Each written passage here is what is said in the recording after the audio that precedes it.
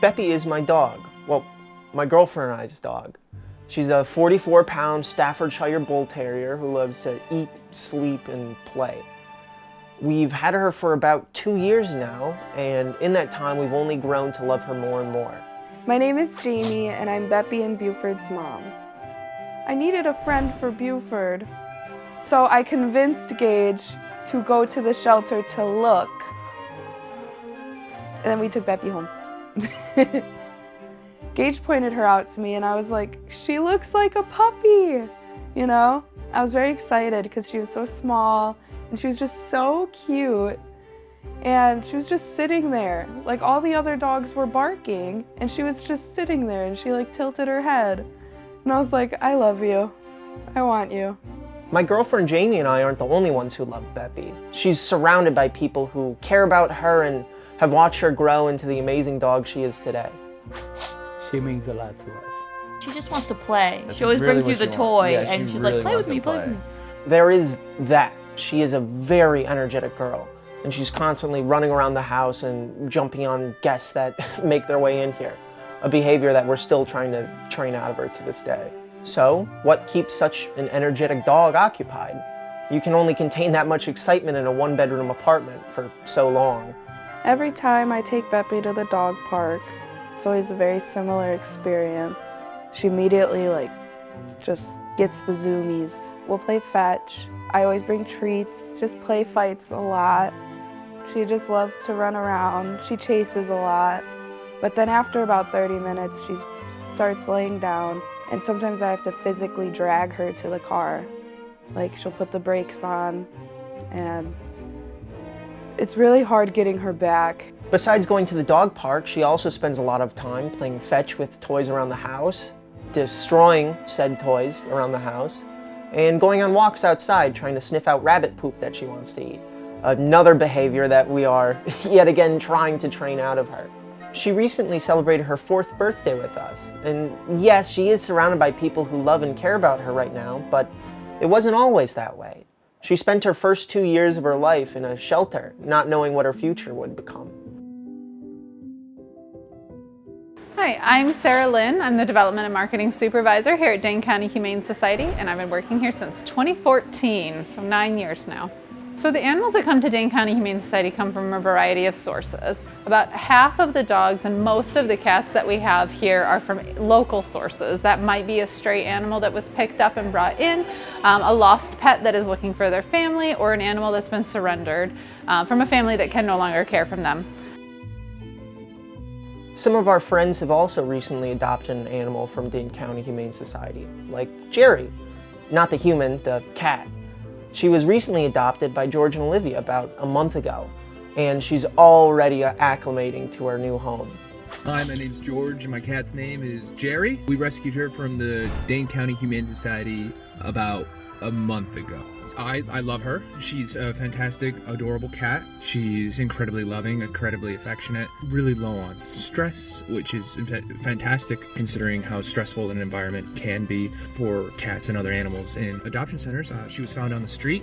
We don't know her age. She's a true rescue, you know, but she's doing really, really well. She's great with humans, great with people, great with us. Dane County Humane Society gets their animals from all over. Sometimes when somebody can't look after their pet anymore, they turn them in so that Dane County can help them out. Or they'll take animals from abusive shelters or other situations. Half of our dogs also come from transfer programs. That's usually from a shelter down south that's having overcrowding issues. We bring them up here so that they can find their second chance with a lovely Wisconsin family.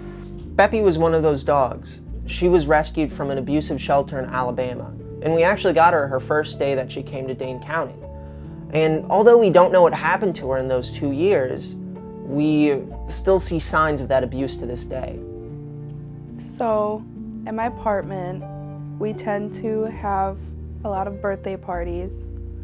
And one thing we noticed when we were hanging balloons is that Beppy was freaked out. She just wouldn't go near them. And they were on the ceiling, and she was like looking up, and she was really upset.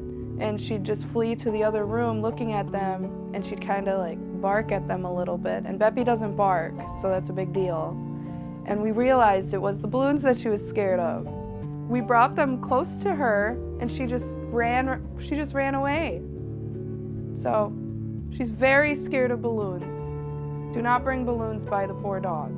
But we also realized that she's scared of wrapping paper and anything that's long and stick-like. And also when we change out the trash, we gotta be mindful of where Beppy is because she gets nervous when you straighten out the bag.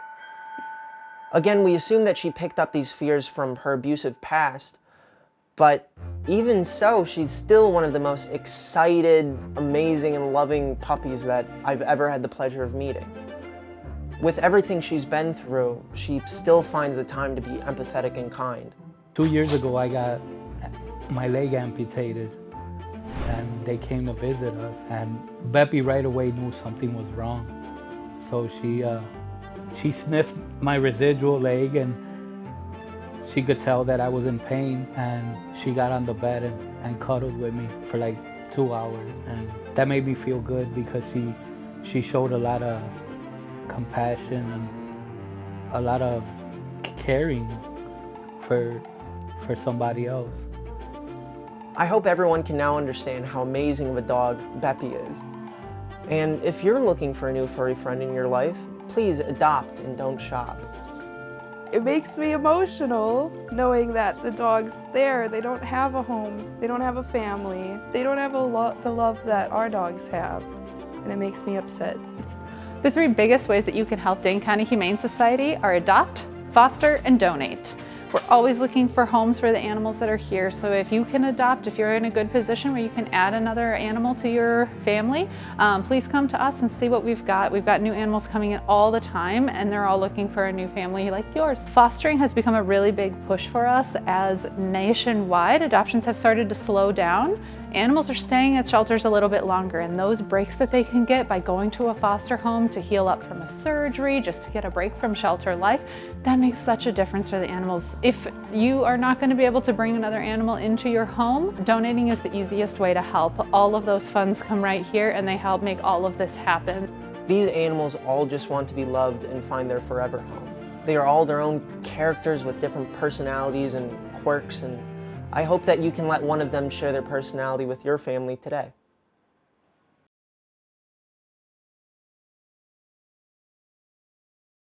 She's actually sitting right there, right behind me. I don't know why she's looking like that, but that's her.